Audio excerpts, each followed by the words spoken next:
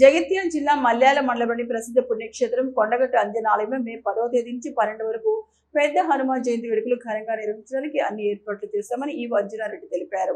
ఈ మేరకు కొండగట్టు అందంగా ముస్తాబైంది. ఈ సందర్భంగా ఈవో అంజనారెడ్డి మాట్లాడుతూ పెద్ద హనుమాన్ జయంతి ఉత్సవాలకు భక్తులకు ఎలాంటి ఇబ్బందులు కలగకుండా అన్ని ఏర్పాట్లు పూర్తి చేసినట్టు తెలిపారు.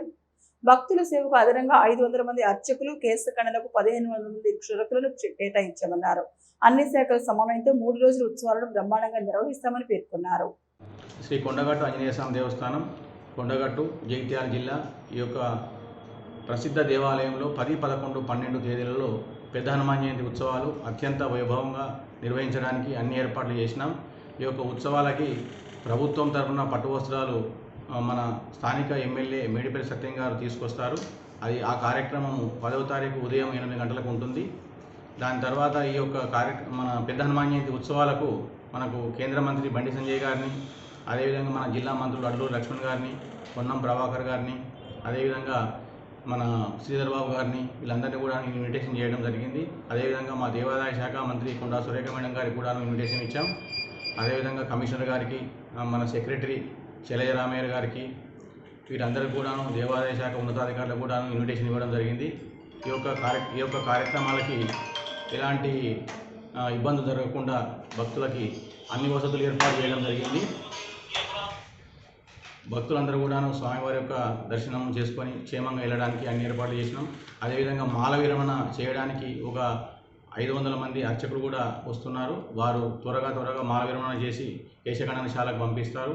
కేశఖండనశాలలో కూడా 1500 మంది నాయ బ్రాహ్మణులు ఉండి వారికి వెంటనే వారి యొక్క మొక్కు తీర్చి బయటకు పంపించి ఏర్పాటు చేస్తున్నాం.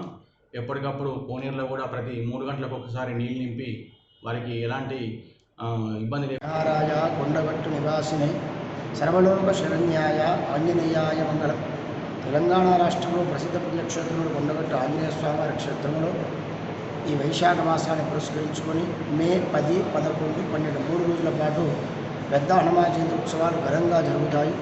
అందులో భాగంగా స్వామివారి ఆలయంలో శుద్ధి కార్యక్రమం తిరుమంజనం చేసుకుని ప్రతి వస్తువును కూడా శుద్ధి చేసుకోవడం జరిగింది. ఈరోజు స్నపన తిరుమంజనం చేసుకుని స్వామివారికి ఉత్సవాంగ అభిషేకం అంటారు, అది పూర్తి చేసుకున్నాం. సాయంకాలం వేళలో చక్రతాల్ వారి సుదర్శన మూర్తిని తీసుకొని యాగశాల ప్రవేశం చేసి యాగశాలలో విశ్వక్షేణారాధన, వాసుదేవ పుణ్యవాచనం, యాగశాల శుద్ధి, ఉత్సంగ్రహణం, అంకురార్పణ, అఖండ దీపారాధన కార్యక్రమాలు ఈరోజు సాయంకాలం నిర్వర్తించుకుంటాం.